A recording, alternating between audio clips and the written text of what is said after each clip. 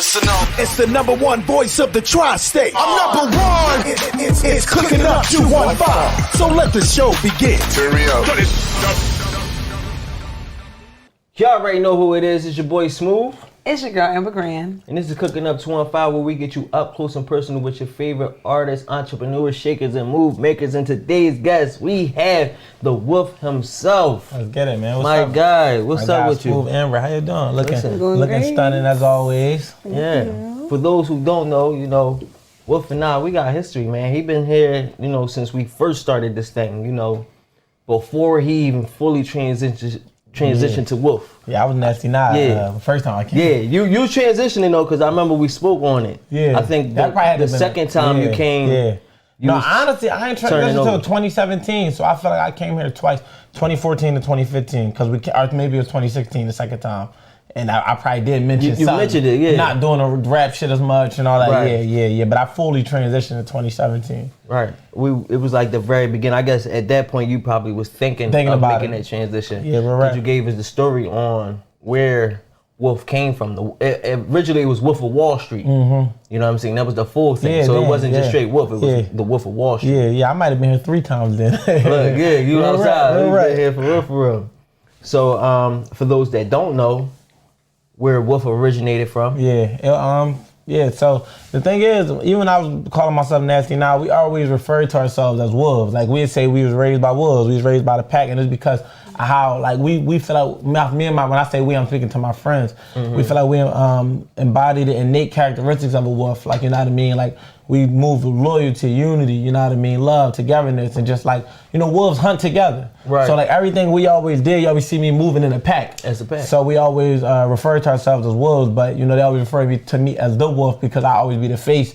But I wasn't calling myself wolf. That was like an inside thing. You know what I mean? And then it wasn't until 2017 where I was about to speak at a high school, South Philly High, and they had to like introduce me, and like the assistant principal was like, "We don't really feel comfortable saying nasty now." I'm like, what? That's what the kids know me as, whatever. So I'm like, no, just tell them Wolf on Wall Street. And then, it was that from there. But the Wolf on Wall Street thing came because I got a homie, his name was Shawal, he passed away in 2013. And, we referred to our hood after that as Wall Street. So it had no correlation to the movie, The Wolf of Wall Street, or nothing. It was just like we already called ourselves wolves. Once we converted and start honoring my man and paying tribute to him with his name, calling our block Wall Street, it was just like, I'm the wolf, I'm from Wall Street. So it was like Wolf on Wall Street. That. Yeah, you know what I mean? But eventually I dropped it and just was Wolf WSC because we started Wall Street Entertainment. So it was Wolf WSC, but it's so funny because everybody think it's Wolf Wise on the grand. They're like, yo, you boy Wolf Wise. I'm like, yep. It's cool. It's so funny how people take and run with the Instagram name. Yeah, and they don't even read the shit. I do that shit sometimes. I ain't gonna cap. I do that. You just be going off with that shit. I was telling, Kai just was here. I was calling you Lil Key for the longest. Yeah, I did too. Yeah, it's just the way you read it on Instagram until you really get to talk to the person and understand. That's why I asked, like, yo, how you say this shit?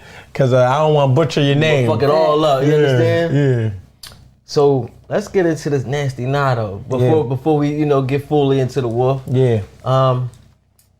How you was 13 when you started running with nasty nah? 15. 15. Okay, all right. My sister was wrong. She told me 13. 15. But she so probably 15. thought I was 13. I was 15. 15 is still a little crazy. Yeah. I don't know where you get the nasty part from. It's crazy though, because everybody assumed, like, especially as a young boy, they thought like, yeah, this nigga probably freaked out. He probably running around eating chicks' ass, all types of shit. He's doing something nasty. But it wasn't even on that type. It wasn't even on that type of vibe. It was like one of my homies. Like, you gotta think, like, when I was coming up, we was doing the party groups and all of that. Everybody had a name, so like your name might have been, I don't know, Smooth. But it might have been like, they would double the name. Like my man name was Quan, but we called him Quani Quan. Nigga name might have been Marky Mark or something like that. Yeah. So for me, I ain't really had no identity outside of just being Nah. They were like, every time they describe me, they might say Lil Nah, or they might say the boy with the nose. Right. So that was the brand. It was like, that's how they describe it and what Nah they talking about, because there's 1,000,001 Nas. One time my man Quan just came home. He's like, yo, I was just up boy Nah only. And he was rap battling. He said, I don't know, this shit just sounded hot. He said, but the nigga said, in the hood, they called me. He said, the whole crowd said, nasty. He said, I thought about you. Yo, we gotta start calling you Nasty Nah. And that's really how simple it was. And I just ran with it. Yeah, and it gave me, for real, that gave me a sense of being able to build an identity, because it was like, all right, who is Nasty Nah? Like, what does he do?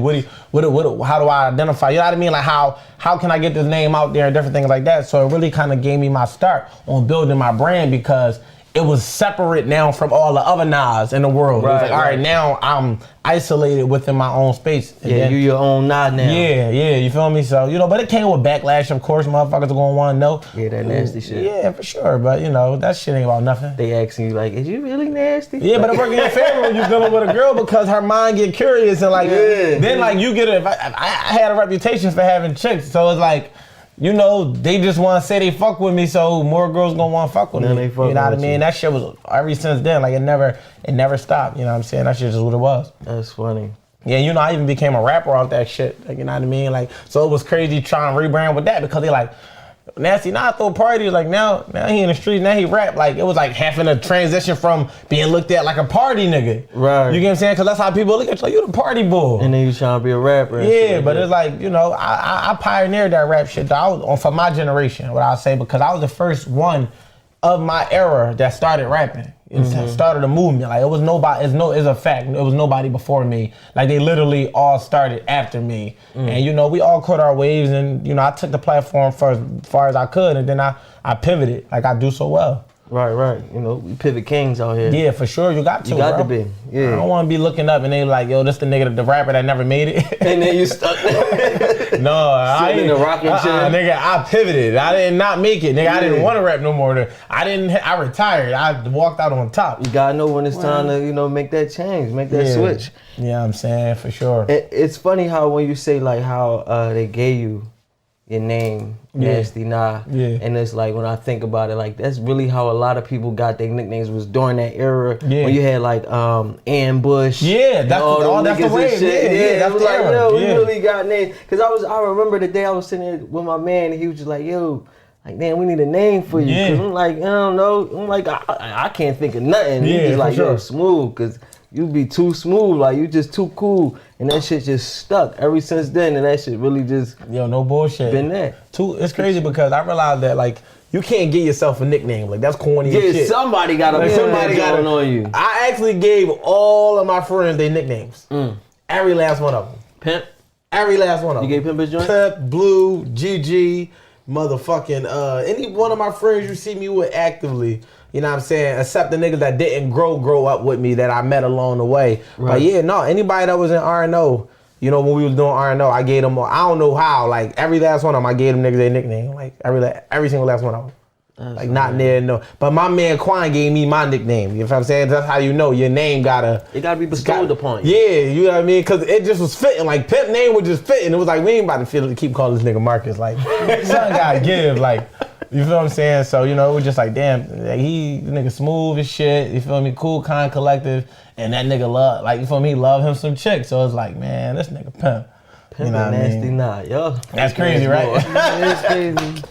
That's crazy. That's a freaky combination. Like, freaky, crazy. That's a crazy word choice, but no, I get it. We just like. No, that's so freaky. This nigga crazy. But no, man, I just like that shit. I don't know. He wasn't even pimp at the time. Matter of fact, yeah, I'm tripping. Yes, he was, because by the time I was rapping the shit, I was still Nasty Nah. He was still pimp, yeah. So yeah, definitely go back. It just wasn't during the party days. So did you outgrow the rap? Yeah, I'll say that. Every time somebody asks me that question, I answer it differently. Okay. It just depends on how I feel that day, right? Yeah. Because sometimes I'll be looking at it like, yeah, like I just really got burnt out from it. A lot of shit was happening in real life. And you know what I mean? It was like, I don't know, I'm a Sagittarius. Like when I'm on something, I'm on it passionately. Right. And I ain't really one of them astrological niggas that's like all into that. But the facts are some of that shit be accurate. Yeah, and for me, I'm a free spirit. So it's like when I ain't into something no more, I gotta either go break the knob or I ain't about to play around with it.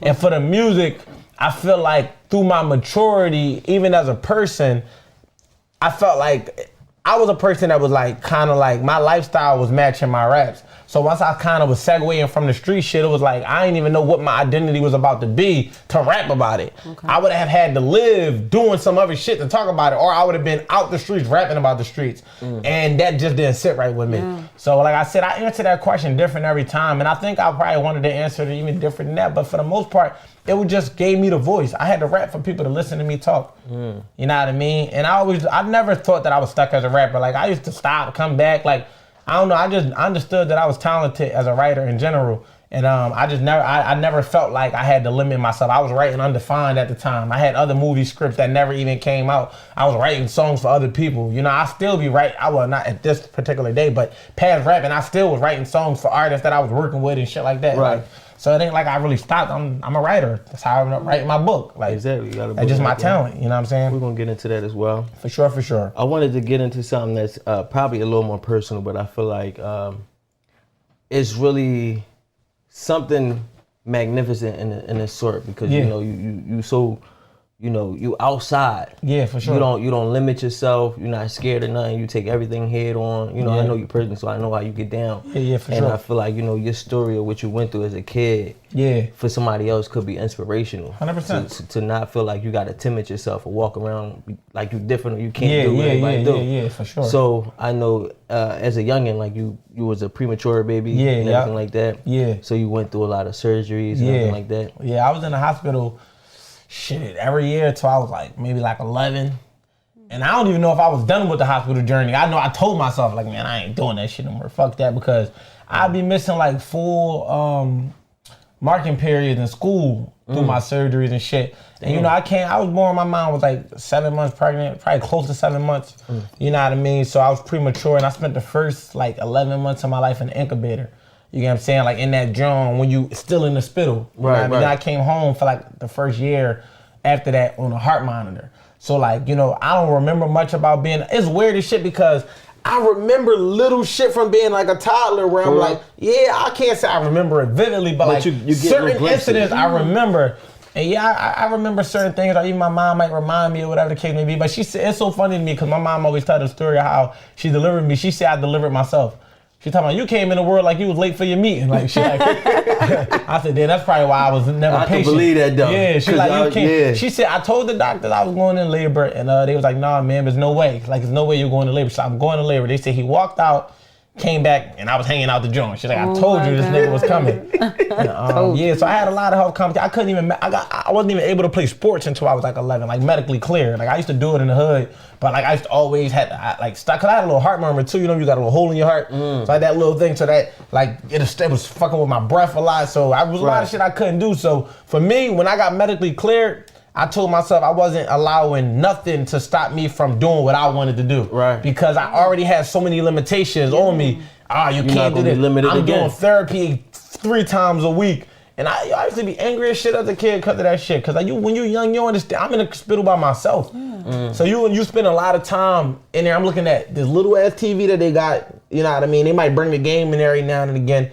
Or it's just me in the 4 walls. And like when I think about the key things that happened through that process was, I feel like I might have developed abandonment issues in that moment because I used to develop attachment to the nurses. Right. And then 2 weeks later, I got a different nurse. Oh. And I wasn't getting no explanation like, oh yeah, you know. She's just going. Yeah. I just don't know what the fuck happened. You know what I'm saying? So that happened, and then on top of that, it just was a lot of time for me to sit there and think and reflect, and that's why I felt like I got a deep sense of self, like so young and all of that, because I used to always wonder why me. Like, why I'm the only kid? Well, there was other kids in there dealing with some shit too. Right. But I mean, out of my people, it's like, why me? So, you know, I thought, I said, you can't be feeling bad for yourself. Like, even if somebody you going through some shit, like, I stopped looking at myself as a victim, I started looking at myself as a survivor. So it's like, fuck feeling bad for myself. It's like, what can I do with the opportunities that I got versus me looking at all the opportunities that they took from me. Right. And that really was my mindset at a young age, you know, but I used to bully people because of that shit too. I used to be like, man, my life harder, making your life harder. But that wasn't the right way to go about it, but you know, that's just what you, hurt people. Hurt people. So when you're a kid, you don't know no better, you like, damn, you laughing at me, watch this. I'll fuck you up. I'm gonna show you. Like a self-defense mechanism at some point too. 100%, you know what I mean? And it came from a lot of insecurities. Cause you young, so it's like you can't describe what you're feeling or what you're going through. And it becomes you. I'm angry. Fuck it. Right, a physical emotion. Yeah, you don't know how to deal with it with words, especially growing up in a black community where we don't, emphasize on communication. Yeah, for sure. Where all we do is physical. Everything you see, everybody you know, you watch how they react physically to certain things. So you don't know about who talk to your mom and talk to your dad and get the shit off, and get it off your chest. Now you just acting up or acting out, and they wondering why you acting up and acting out. But that's why they say it ain't that deep. they pushing it off, not knowing how you feel. Yeah, for sure. Now you saying my feelings is insignificant. Yeah, I got for sure. another reason I'm angry. Yeah, real shit. You know what I'm saying? And that's why I advocate, you know what I mean, for communication. I call myself a communication specialist. You feel what I'm saying? Like, because I not only know how to communicate, articulate, you know, understand, but I also know how to help other people understand. And that's like a big thing where it's like, communication really is the key, but understanding is like the door. The communication goes in the door, but if you understand and you open up to whatever the perspective might be for you or the next person, that's going to actually allow for communication to be effective. So it's like a two-sided coin, communication and understanding. But yeah, you know.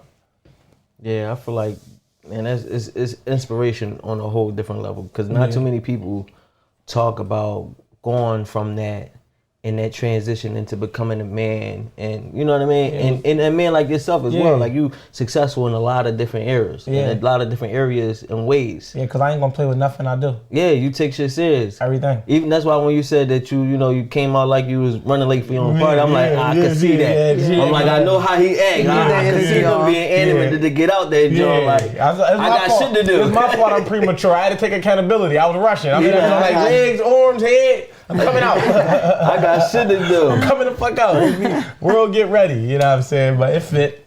Listen, I know you was waiting, so I want to get into this food, and we're going to get into the book. All right. You know what I'm saying?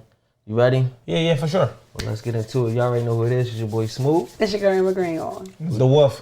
Got the Wolf. We about to get into this food. We be right back. Let's go. It's our favorite part of the show. That's your favorite? Yes, sir. Chef, what you got cooking? You already know. What's up, y'all? It's your girl Amber Grand, It's your boy Smooth. and we back with Cooking Up 205, and we here with the Wolf still. Yeah, let's get it. How y'all feeling? Y'all feeling good? Feeling great. Feeling great. I'm feeling good too. Ready to get into this food? Yes, we getting into this food. Y'all say grace, y'all die right there. Oh, what's up? You gonna bless Let's us? do it. I'm blessed in my head already, so I'm right. good. Oh, no, you got to do it out loud now. You done spoke it up. Come on, let's get with a blessing in. Dear Heavenly Father, I ask that you bless this food that we're about to receive. Let's go. I ask that it nourish and replenish us, and I pray that it's safe to eat. In Jesus' name we say amen. Amen. Amen. Okay. Shit, we don't never shy away from no blessings on this Okay. side. You know what I'm saying? Nah, for real. All right, yeah. A See. couple people come through, you know what I'm saying?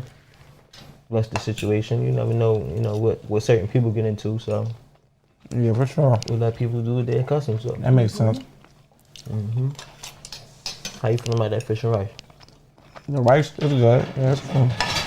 I might have tried with the fish tasting like it's a little different for me, but You ain't never did the whole I never fried had it, fish? but I've seen people have it. Right. I never had it myself though. No. I feel like it tastes the same, and just the look be like fucking people's heads up. That's how it been. It be all in their head. It do hit. I think it hit a little better if you ask me. If you can eat tilapia, you can eat this, because tilapia is. It's tilapia. Tilapia. Isn't that a fake fish? Like it's They say it's man-made. man-made. You can't find it in the wild, only in a fish farm. That's what they say. But broccoli is also man-made. Tastes pretty good though. Broccoli is too. Broccoli? Good. Yeah, you ain't know that? Did you know that? No. Yeah. Broccoli fake? Yup. You just fucked my whole life up. We be fucking that broccoli up, don't you? Fucking it up. Like, real bad. But my man Will, you're an accomplished author now. Yeah. Let's talk about the book. What was it? Men Don't Cheat or Cheating Is Not Cheating? Cheating is not It's not cheating. cheating. Yeah, I thought it was Cheating Is I Not want to Cheating. know what that That's was all about. right. Where did you come up with that? I mean, the title itself is a fact. You know what I'm saying? Cheating is not cheating. I ain't just saying it because it sounds cool. You know what I'm saying? It's a fact. But, it's cheating, not cheating because it's subjective and perspective based. So, all three of us sit right here on this platform, but we can all have our own definition of what cheating is and what works for our relationship. So to say cheating is to say that we all agree that one is one way to operate. But with the different variations to the relationships nowadays, it's like you literally have to have that conversation with your partner on what you consider to be cheating. Right. You know what I mean? Now, if you cross those boundaries, that is cheating. That you But agreed on. Each cheating is different for different relationships. There's no universal law that just says like, this is the only thing that's cheating, and we all agree on that. So cheating is not cheating because I'm saying it's not just one thing way to look at it. You know what I mean? But as far as in the book itself, it's a guide to communication and understanding, and it just encourages a conversation. So many people get in relationships with people and they never had that talk. They just assume that they on one page. like somebody just assumed that, oh, if you fuck somebody else, then that means you cheated. Then somebody else like, well, maybe I don't even want you having friends of the opposite sex, or maybe I don't even want you doing certain things on Instagram. So it's like the conversation goes far beyond physical, you know, intimacy and different things like that. And the book is to spark that. The title alone, most people, they judge it. And I always tell people, you can tell about where you at in your own life. Because you judging my book off the title says more about you than it does about me. Right. Like, you know what I mean? They ain't gonna say, I wrote the book, so whatever to be said is said, but you not even reading it and having an opinion, that says a lot. Your perspective, the way you judge it is based off how you feel subconsciously. Yeah, because if you ain't even gonna give it a chance, you're gonna allow 4 words to stop you from getting 200 plus pages of valuable information, that's on you. We judging a book by its cover, literally. And we're saying, don't do that. Don't do that. Don't do that. So yeah, the book been out for 2 years now, and I'm working on my second book. And yeah, that's something that I got in the works. I don't have no date for it, but you got a name for it? No, and like that, I wouldn't release it today. I'm like a shock factor type of person. Like, you gonna find out the name when I drop the title. I mean the book cover. Right. And then everybody be like, oh shit, why the he still not cheating? Why the fuck he do that? Like, that's the type of person I am. I never really was big on like previewing, but I will let y'all know that it's in the works. You know what I'm saying? Like, I've been in a good space though. I just came off a 90-day fast. You know what I'm saying? And tell them the details of the fast. What was you fasting from? Well, I'll start with the big ones. No sex, you know what I'm saying? No masturbation, no dating. 90 days. No alcohol, no clubbing, no dates. Just really spend a lot of time journaling, self-reflecting, and just in grind mode, creating a schedule. Like really, I really have went into a position where I'm like, cause like Nick, y'all playing with this shit. You feel what I'm saying? I'm speaking to the camera and I say that like, I just know where you want to be, and is you doing the thing that you got to do. And if I can't turn down some sex for a couple, like you feel what I'm saying? If I can't turn down going out, if I can't turn down alcohol, then that means I'm not disciplined as a man. Exactly. You know what I mean? And like for me, like one of my biggest distractions has always been women. Like I'm very open about knowing that I'll make some time. Like 3 in the morning, I'm dead tired. That shit only 30 minutes. I'm finna go. You feel what I'm saying? Yeah. And I said, yo, like that shit is slowing me down. So I had to prove it to myself. It wasn't for nobody else. It really was for me. And in that time frame, I literally, because I just turned 30, so I felt like it literally was the perfect detox to go into my 30s. Like I needed to detox everything I did in my 20s to become what I want to be in my 30s, to become what I want to be in my 40s. It got to start somewhere. And for me, it started with going at the thing that distracts me the most. You know, the thing that might motivate me in some way, but at the same time, it's taken away. So once I was able to, I got to tell you, if you can control your dick, bro, you can get way more done. You know what I mean? And I say that even to the men that's listening. You gotta be able to. And I say this with all due respect, but women not going nowhere. And that's a fact. If you put all your time into yourself, they ain't gonna do nothing but be more attracted to you. Cause like they want you to have something, but if you ain't got shit because you giving, it's too busy crazy. Chasing chicks, yeah. Like they do. I'm gonna just say this, like. You might hear a woman say, I want to be number one, but that's not, we got too much ambition and inspiration and energy to put a woman first. We're going to be annoying as shit if we really put a woman first.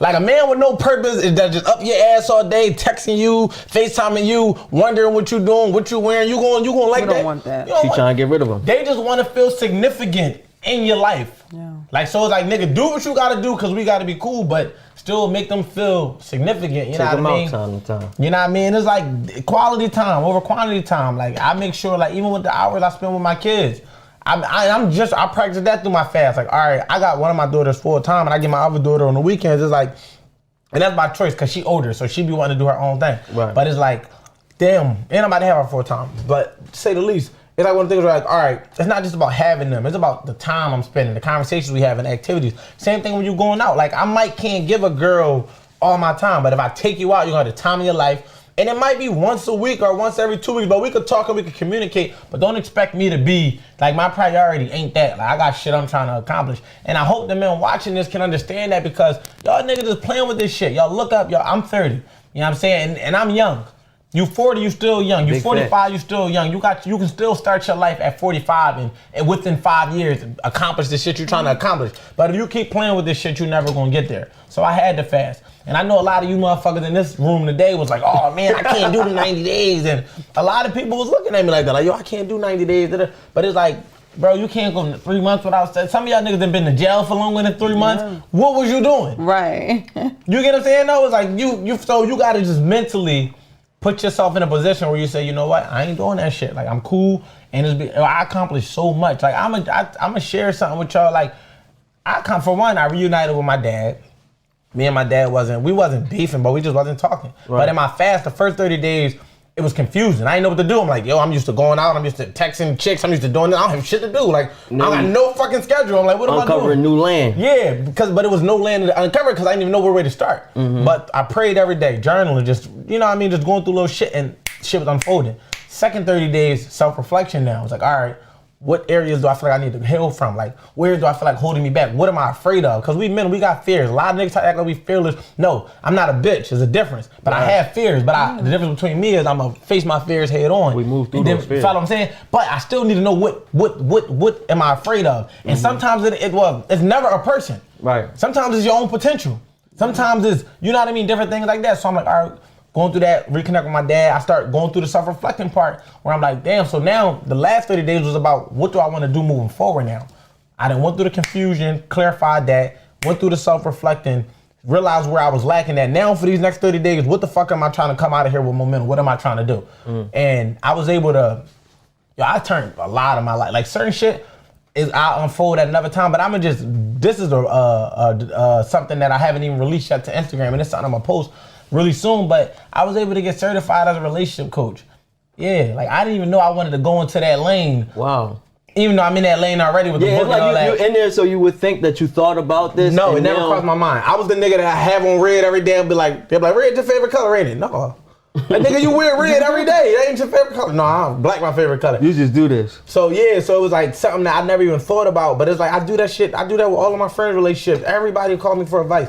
But I was confused. Like I'm telling you, like I was doing the marketing thing and helping people with that. I got the network. I was doing all that stuff. But none of it was feeling like, So within this fast, the clarity came. It hit me. It was like a smack in the back of the head. It was like, I'm like, oh, I just had a wake up moment. Like, yo, like, I'm about to be the biggest, because I'm not playing with it. So now that I know what I want to do, and I did it, and I took the time to actually take the course and through that 90 days, finish that shit, and I ain't tell nobody because I wanted to prove to myself. I didn't want nobody holding me accountable. It's all about I didn't want nobody looking at me like, oh yeah, did you finish it? It was like, no, I'm not telling nobody until I get my certificate and my shit came. And like I said, y'all getting exclusive because nobody know that. You know what I mean? But I was in a real confused space, and I'm like, in the summertime, I'm in Miami, I'm in Atlanta, I'm in Houston, I'm chasing chicks. I'm like, you doing your thing. No, I'm on bullshit. I'm on bullshit. Like I'm not doing my thing. I don't want you to think I was doing. I'm on bullshit. Your thing in our community, but it's bullshit because it's bullshit. Like I'm about to turn 30, and that's young, but it's like I'm playing around with this shit. You wasting some time. And I got a lot of friends that's in positions that I want for myself. Happy for them, but I want my own. And it's like, the conversation has always been the same, bro. Yeah, I was just working at this shit for 10 years and I was just consistent. I'm like, what have I consistently did for the last 10 years?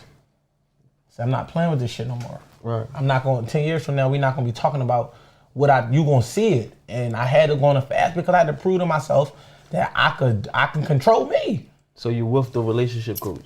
Yeah, I'm the coach now. Okay, Cupid. I'm the author, I'm the coach, I'm the wolf.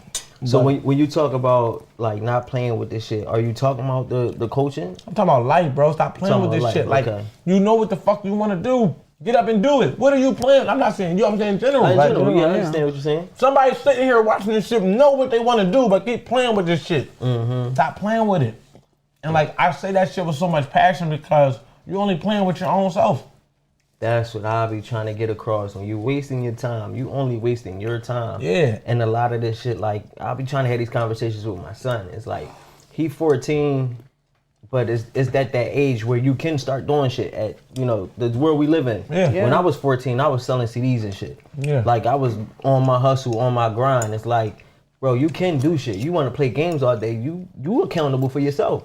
So if you want to waste time, you holding yourself up. You know the gamer shit really is a thing though. Tell him if you're going to play the game all day, do it to that level. Some money off it. But he ain't even doing it that level. And I keep trying to tell him that too. I'm like, you want to rap or you want to do TikTok. Well, take that shit serious because all you're doing is wasting your own time. All right, let me put you on game, right? I'm going to be real with you, right? And this is something that I even had to understand even through having them conversations with my daughter. She's 13. I had to realize like, even that like, I don't even tell kids that's less than like probably like 20, 21 to focus on money. Because they need to be focused on development. He need to be developing his core principles as a man, like I'm teaching my daughter self-love and morals and different shit like that, whatever the case may be, because these are the tools that they're gonna use through adulthood. He don't have a responsibility for him to understand the value outside of the shit he want.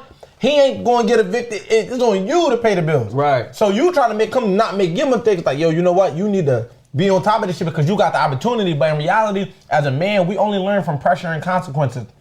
He ain't feeling no pressure. You feeling That's the problem. You get what I'm saying? But even it ain't that I want to teach him about the money. I want to teach him dedication. The same way you feel Respect. to put that time in. Yeah. Because that was always our problem. Like you stop said, playing with it. We running around, we chasing women, we bullshitting. Yeah, for sure. We dipping our pinky toe in this shit, knowing we could really smash it if we want. Well, shit, I'm God, trying break to teach the him, knob. don't fuck with it. If you're gonna do it, do it. It ain't even like he know money, I got you. But put your time and really work at shit. Yeah, that's real shit though. Don't half-ass it. You're gonna do it, take it all the way. But so you got the book, you got the relationship coaching. Yeah. You got the network. Yeah, What's going on with the network? You got the couch. Yeah, the couch. I was able to build that platform up in less than a year. It was something that I always thought about doing. The name The Couch was inspired by therapeutic conversations. I feel like when you go to therapy, you go sit down on the couch. Big facts. So the type of conversation I like to have is conversations like this. So like, I like to get, like how y'all like to get your favorite people up here, I like to get your favorite person, but get them in a vulnerable space, have a therapeutic conversation about whatever, like maybe it's upbringing or maybe it's your future, or maybe it's just your mindset in general. And I'm segueing even from that and more so going into helping people with their relationship issues on the show, which is something that I haven't done. But people ask me to do, but I just, like I said, you'll be in your own way at times. I'm like, no. Yeah, you're your biggest critic. I'm single, so I'm like, man, fuck y'all. And I'm saying, I hope y'all see this shit. That shit ain't got nothing to do. Listen, coaches coach, players play. I'm a fucking coach. Have you ever had your heart broken? I mean, I got betrayed. She wasn't the love of my life to say my heart was broken. I guess That should still break your heart. No, because not in a way, not romantically, no. Yeah, not romantically. But it definitely was salty for sure. Yeah, it's salty. I was about to say the exact same word. You be salty. Yeah, I was salty as shit. But that shit lasted every bit of like a day. And the reason I say that because I told y'all when I was going through that shit in the hospital, I don't got a sympathy mind. I don't feel bad for myself no more. Right. So when I pulled up on her to talk about the situation, she laughed in my face. Oh, nah. I didn't feel bad no more. I was like, all right. Oh, you said fuck this. Yeah, you don't care, I don't care. Right. I'm a Sagittarius. I hate to keep saying that shit, but certain shit just don't bother me. I know on TikTok they was mad as shit that I said that, like, yo, this nigga talking that astrology shit. I don't care. Like, that's what it is. Like, certain shit just don't bother me. Like, I knew that I'm gonna be me regardless. And I upgraded at every situation I ever been in. I only got better. Ain't no chick looking back at me like, damn, what happened to him? Nah, you see what the fuck going on. Yeah. You see me. Okay. See what's going on. Outside. I like it. So, what can the people look forward to seeing from now in the near future? I'm about to turn this shit the fuck up. I'm about to break the knob. I'm a relationship coach. First time I identified that as my title. Y'all know me from marketing, from being an author, for being a music manager. Fuck that music shit. Fuck that marketing shit, unless I'm marketing for myself. I got the Wolf Network, and I got this coaching business that I'm probably gonna launch to top of next year. And yeah, I'm on what I'm on. I'm working on my second book, and I'm taking this shit one day at a time. I have no rush. I'm not putting no timeline on it. I'm allowing God to illuminate my path and show me which way to go. And yeah, I'm not playing with it. So if y'all take anything from this conversation, stop playing with this shit. Like, stop playing with it. Go after with it. 90 days changed my life. I turned a lot of shit around that I dug holes for myself in my 20s, and I left that shit in my 20s. Now going to my 30s, I'm in my winning season. It's up. That's the thing. We definitely all gotta fill those holes in. Gotta. At some point, I don't care if you're 36 or 46, go fill them fucking holes that's holding you back and go down that road that you're avoiding because of them holes and fucking break the knob. Mash the gas. Take that shit to the top. Well, that's what I'm on. I'm about to be the litest relationship coach y'all know. Yeah, fuck Kevin Samuels, right? I ain't gonna say fucking because I fuck with I mean, not fucking. No, it ain't even. But you trying to go, Yeah, no, I got a lot of. I just started watching his shit. Sad that I caught him after he passed away, but I fuck with what he's talking about. Yeah. Don't be like him. We still going up. I'm my own person. I'm the Wolf. Let the people know it's to success, but let the people know where to follow you as well, so they can keep at Wolf WSC on Instagram, TikTok, Twitter, Christian Mangle. No, I'm not on Christian Mangle. I'm fucking with y'all. I cannot. Well, listen, y'all already know it's the Wolf. It's your boy Smooth. It's your girl Amber Grand. It's Cooking Up 2 and 5, and we out of here. Let's get it. go.